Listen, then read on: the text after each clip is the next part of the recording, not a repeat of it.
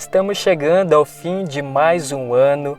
Este praticamente é o último quadro Palavra do Dia do ano de 2022. E nesse momento eu quero compartilhar 3 conselhos da Palavra de Deus para você e para mim. Conselhos que irão abençoar grandemente a sua vida e a sua família. São 3 conselhos baseados em 3 textos bíblicos. Então, se você tem uma Bíblia aí perto de você, pegue ela, abra agora primeiramente no livro de Provérbios, capítulo 16, e acompanhe comigo o versículo 1. É um verso bem conhecido por muitos, que diz assim: o coração do ser humano pode fazer planos, mas a resposta certa vem dos lábios do Senhor.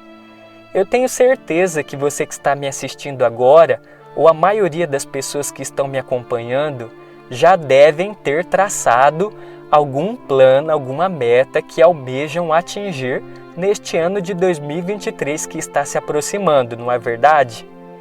E aqui o texto é enfático, é claro. Nós podemos até fazer planos, mas a resposta certa vem dos lábios do Senhor.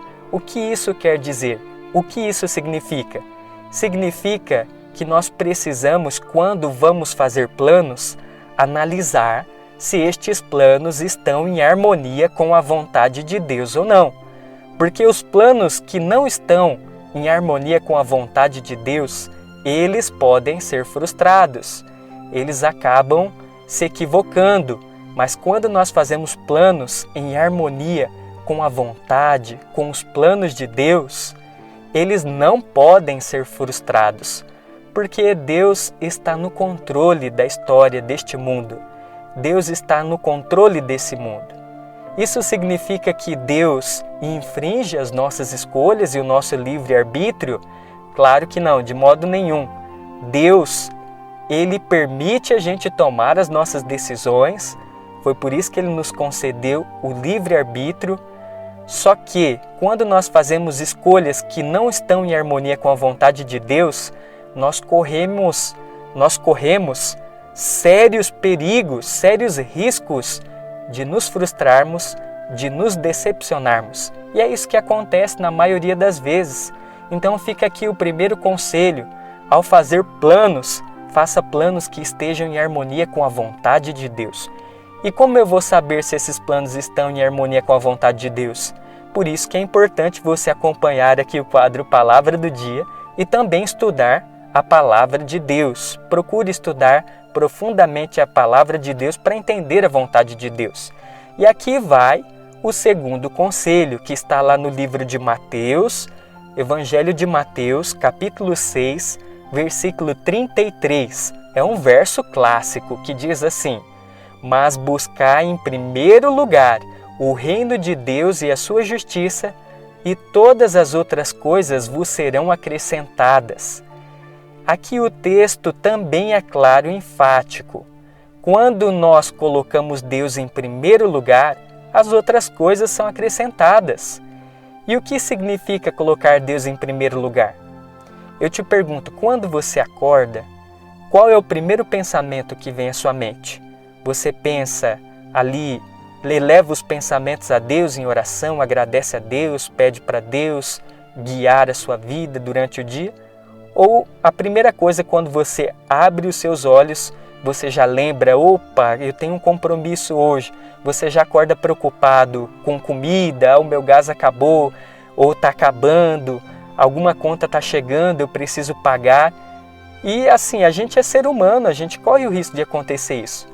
Mas eu estou comentando isso para dar um exemplo aqui, mas é em todos os momentos, em todas as áreas da vida. Nós precisamos confiar em Deus, colocar Deus em primeiro lugar e confiar e descansar, porque o mais Ele fará, como diz lá no livro de Salmos. Então, quando nós colocamos Deus em primeiro lugar, as outras coisas são acrescentadas.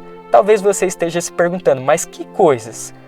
O próprio capítulo nos responde, alguns versos anteriores do verso 33, que diz assim: que nós não devemos andar ansiosos quanto ao que comer, beber, vestir.